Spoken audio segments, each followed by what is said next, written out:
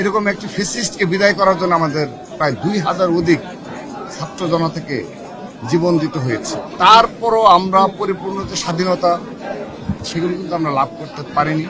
জাতীয় জীবনের যে আকাঙ্ক্ষা ছিল, এই মহান মুক্তিযুদ্ধ, মহান স্বাধীনতা যে আকাঙ্ক্ষা ছিল, সেই আকাঙ্ক্ষা সত্যিকার অর্থে এত বছর পরেও আমাদের পূরণ হয়নি বলে আমরা মনে করছি। কারণ একটি ক্ষুধামুক্ত জাতি, বাক স্বাধীনতা এবং একটি গণতান্ত্রিক অগ্রযাত্রায় বারবার ব্যাহত হয়েছে। এবং আমরা সর্বশেষ যে জুলাই আগস্ট গণ অভ্যুত্থান, এরকম একটি ফ্যাসিস্টকে বিদায় করার জন্য আমাদের প্রায় 2000 অধিক ছাত্র জনতা থেকে জীবন দিতে হয়েছে। তারপরও আমরা পরিপূর্ণ যে স্বাধীনতা সেগুলো কিন্তু আমরা লাভ করতে পারিনি। নতুন নতুন বাস্তবতায় নতুন নতুন সংকট এদেশে উদ্ভব হচ্ছে।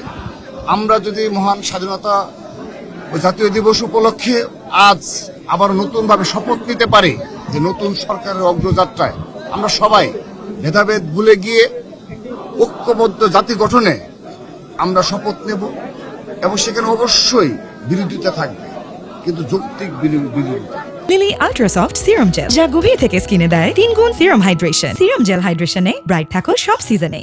কিন্তু বাংলাদেশকে অস্থির করে আমি বিরোধিতা করব, এবং বাংলাদেশের স্বাধীনতা সার্বভৌমত্ব যদি বিনষ্ট হয়, গণতান্ত্রিক অগ্রযাত্রা বিনষ্ট হয়, এমন কোনো কার্যক্রমে আমরা যেন কেউ অংশগ্রহণ না করি, আমি সেই অনুরোধ রাখছি। আমরা সেই মহান মুক্তিযুদ্ধ এবং সর্বশেষ জুলাই আগস্ট গণ অভ্যুত্থান আমরা যেন এই স্পিরিট সবাই ধারণ করি। কারণ একটা ফ্যাসিস্ট নেই, তাহলে আমরা কেন আমরা একসুরে জাতি গঠনে ঐক্যবদ্ধ হতে পারবো না? অবশ্যই যৌক্তিক বিরোধিতা থাকবে।